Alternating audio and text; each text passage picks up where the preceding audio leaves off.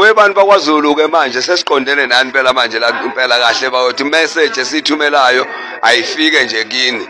Ubani kanti abaphethe abasekho nobaba omncane bakamisa uZulu noma abafowabo bakamdlokombane abangakwazi ukuqondisa ulimi nje ngqo. Akusiyona inkosi ukuthi wayezalwa umama ozalwa ebukhosini kodwa akakufanele ukuphatha isizwe sakwaZulu umisa uZulu. Umisa iZulu ekhanda kade akaphilile kahle.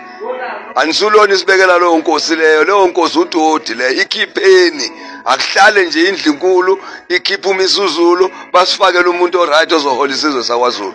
Lowo muntu ngendlela ngasethatha ngakhona inqumo ngathi ubhema nje idakamiso. Khona into engeright ngaye ekhanda. Manje ubese faka amaphepha enkantolo ukuthi ufuna ukudivorce omunye ngapha efaka amaphepha ukuthi ufuna ukushada omunye. Lo kade ethi akashada bese emnikeza ama bodyguard zonke izinto. Sethi akaphucwe futhi zonke izinto akuphucwelwa akudivorce lo akuthathwe lo kade eshadwa akasashadwa futhi icala enkantolo uxosha ubuthelezi athi induna nkulu ebekuya akaphela inyanga lo muntu uyagula lona ningalona isitshela la nina ukuthi kanti nani sosuke sithi akonkosi esasiphethe thina manje ngabe ningamkhiphi mkhipheni sithi mkhipheni manje. Hey, udlala ngathi nina khiphani lo muntu loyo. Bantu bakwaZulu khiphani lo muntu okuthi umisa uZulu.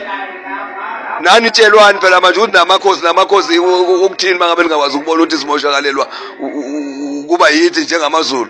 Sifuna inkosi thina efana nobaba wakhe njengoba bathe siphethe sigodama. Esiphethe umhlokombani. Asiphethwe umuntu manje.